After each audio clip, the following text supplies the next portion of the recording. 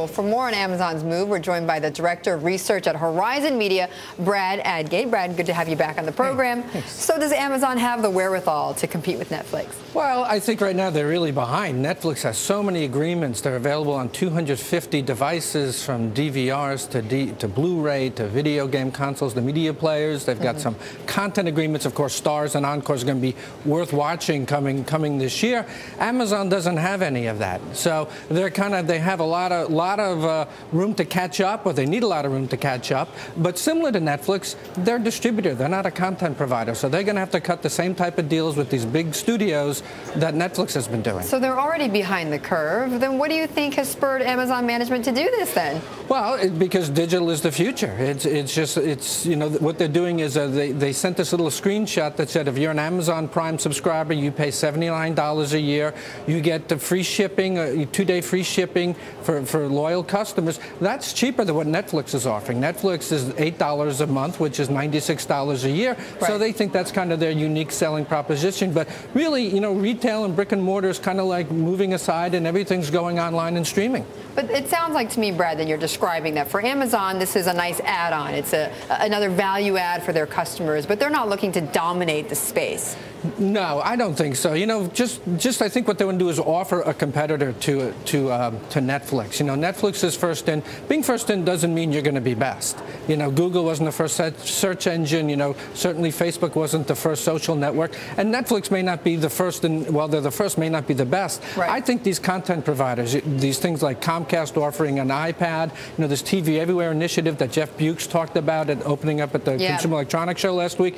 Hulu is kind of in a state of flux, and they're owned by a lot of major content providers. You know, what are these guys going to do going forward? Because they're the ones who own the content. Well, talking about owning the content, I mean, Rupert Murdoch yesterday, as you know, unveiled the iPad, the Daily, the iPad publication, the Daily. Let me just play for you what Porter Bibb was saying about his opinion on this new digital newspaper. The Daily that News Corp and Rupert Murdoch are putting together is a very modest effort. It's not the cataclysmic game changer that Rupert talked about during the launch presentation. But it's all part of what we were just talking about, right, which is charging consumers for content on the digital front.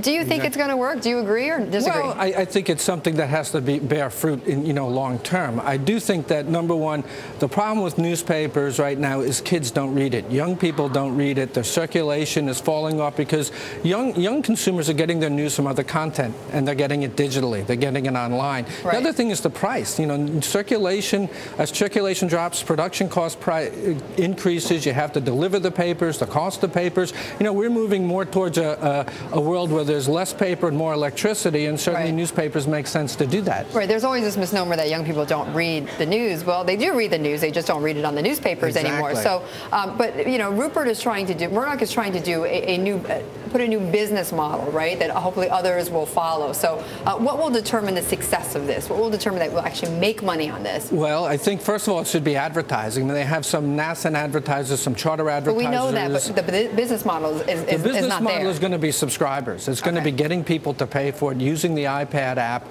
You know, not too many people are using iPad apps right now. About 4 million people, you know, in terms of print, are downloading print and newspapers, probably about 3.5 million. So there's a lot of room for growth. And I think what they want to do is get these young consumers using it. Advertisers pay a premium to reach them. So we'll see how well this works. But, you know, the first 2 weeks are going to be free from Verizon. It's going to be comped, and that's going to build up a buzz at least. Right, hopefully, and build up a bit of a readership base. Some loyalty is what he's looking for. Brad, thank you.